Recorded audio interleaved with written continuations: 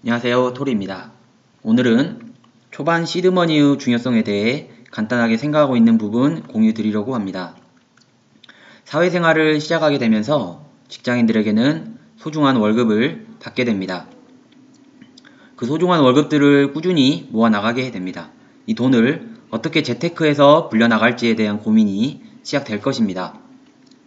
재테크 방법으로는 부동산, 주식, 달러, 금, 적금, 예금 등 다양한 방법들이 있을 것입니다.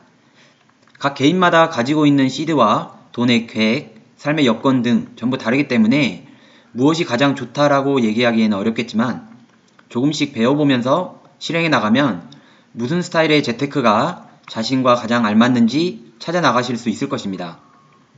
오늘은 초반 시드머니, 즉 초반 목돈을 최대한 확보하도록 노력하는 것의 중요성에 대해 간단하게 설명드리겠습니다.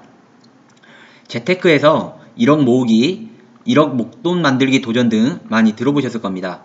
재테크에서 1억이라는 숫자는 의미가 있는 숫자일 것입니다.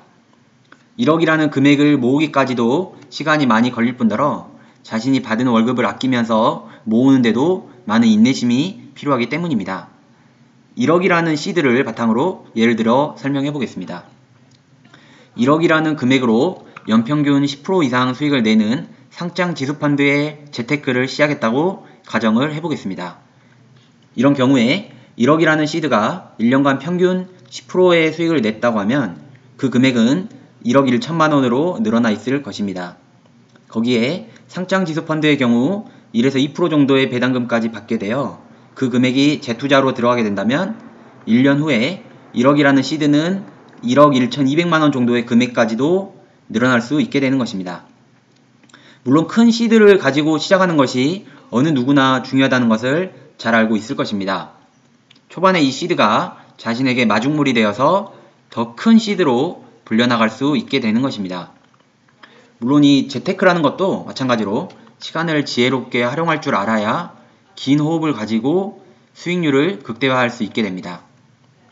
초반 시드를 확보하기 위해서는 매달 월급을 받아나가는 근로소득자라고 가정한다면 정해진 근로소득을 어떤 방법으로 효과적으로 전략해서 자신만의 방법으로 적립식으로 불려나갈지에 대한 계획이 철저하게 세워져야 할 것입니다.